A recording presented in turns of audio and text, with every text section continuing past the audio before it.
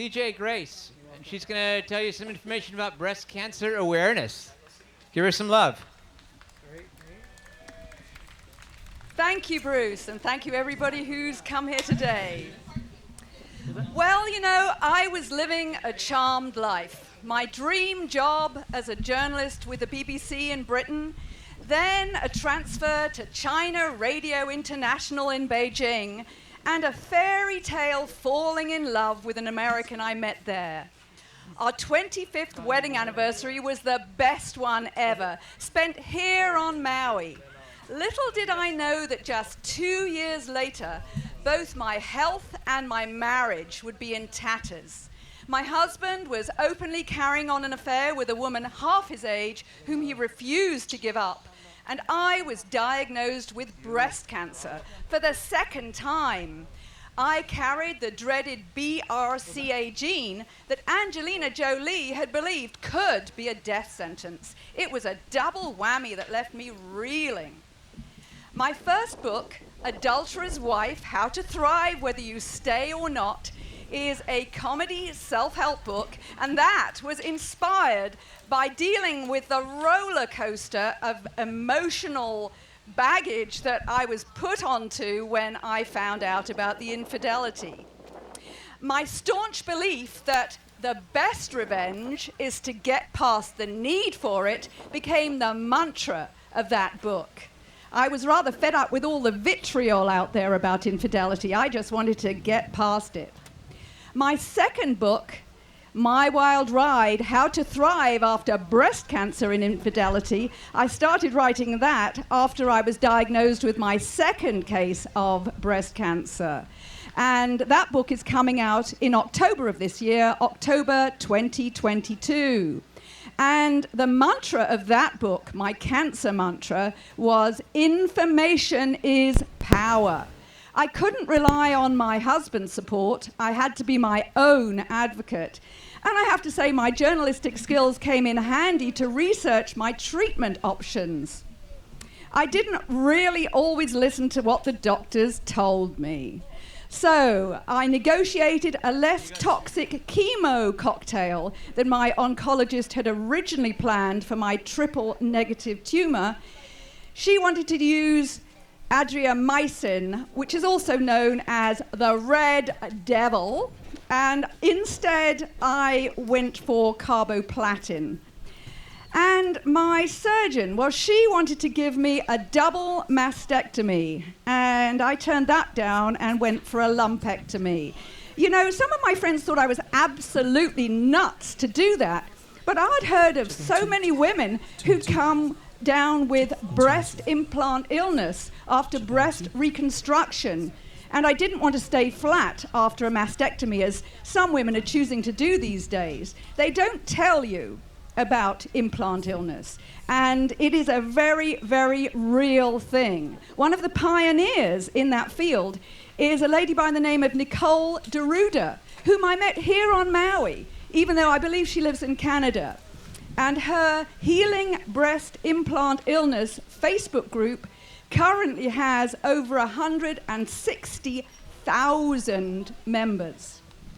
One of the more dangerous aspects of my BRCA gene profile was the risk of ovarian cancer. And it was ovarian cancer that Angelina Jolie's mother died from, not breast cancer. And I was advised to have my ovaries removed right away. I didn't exactly listen to that either. I wanted to wait until after menopause so I wasn't slammed into that artificially. And I did go for regular screening until then, this CA125 blood test and screenings, ultrasound screenings of my ovaries.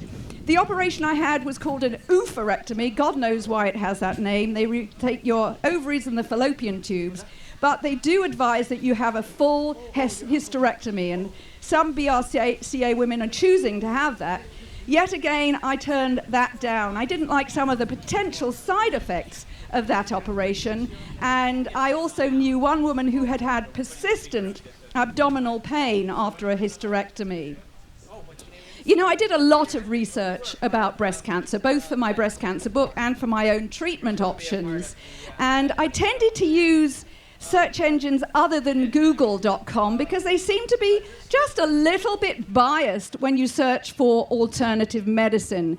Instead, I used search engines like DuckDuckGo, Brave, and also I used SwissCows.com. At least at the moment, those sites seem to be a little bit less biased for alternative medicine searches. I also read a lot of books, and one of them had an unforgettable title, Dressed to Kill, the link between breast cancer and bras. Now, that's written by medical anthropologist Sidney Ross Singer and his wife Soma Grismeyer, who is a breast cancer survivor.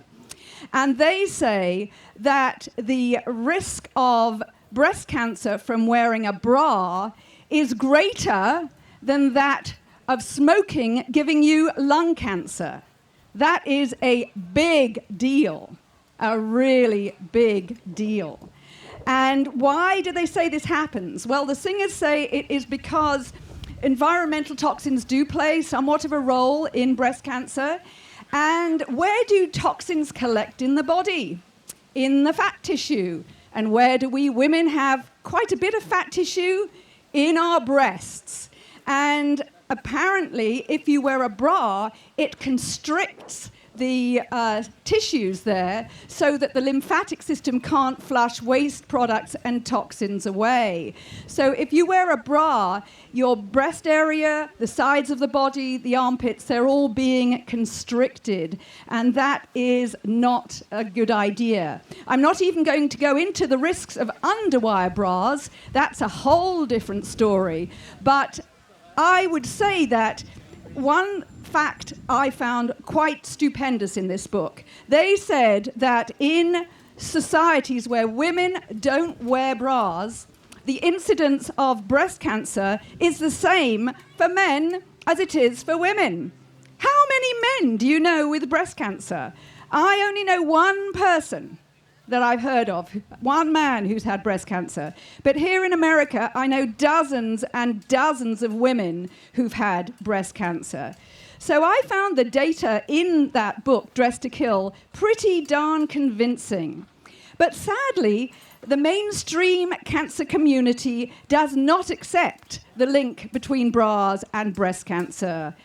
Correlation does not equal causation, they claim. Instead, they point to just one study that was done in 2014 that shows no link between bras and breast cancer. But that study only included post-menopausal women in whom the effects of bras on breast cancer was far less pronounced than it was for pre-menopausal women. And more importantly, it had no control group. No group of women who do not wear bras. So that would be like studying the effects of smoking on lung cancer and not including any non-smokers to compare to the smokers. Well, I will say that according to the American Cancer Society, the 5-year survival rate for women with non-metastatic early-stage breast cancer is close to 100%. That's pretty good. But that being said, cancer is a crapshoot, and there are no guarantees. So what I did may not be appropriate for somebody else. And of course, I'm not a doctor, so I could never tell somebody else how they should be dealing with their cancer. But that didn't stop plenty of well-meaning but annoying friends and relatives from bombarding me with cancer advice. The radiation and chemo you're doing is toxic and doesn't work, some of them insisted. Other people told me that the alternative therapies that I chose to do as well were pure quackery. I really couldn't please anybody. People would get as worked up and evangelical about allopathic versus alternative medicine as folks do about politics and religion. I would have needed more than 72 hours in a day to do all the anti-cancer stuff that people insisted I had to do if I didn't want to kick the bucket right away. Well, as you can see, at least right now, I'm still standing. To quote Monty Python, and I am a real Monty Python aficionado, I have to say, I would have to tell you, I'm not dead yet. And maybe that's because I'm not wearing a bra. As I'm standing here before you, I am totally and utterly braless. So that's it. I'm CJ Grace. I write about infidelity and breast cancer. I'm a comedy self-help author. And you can find out more about my work and access some free resources by going to cjauthor.com. That's cjauthor.com. And if you'd like to come and chat with me, I have a booth here at the Maui Earth Day Festival today. I also have cookies, if you'd like to have some free cookies, and I'd love to meet you and chat with you. So the last thing I want to do is to thank Bruce Douglas for inviting me to speak today. He is an amazing guy. He's been doing this here for over 20 years, and it's absolutely great that we finally have live events back here on Maui. Thank you. CJ Grace. That's your Grace. Thank you so much.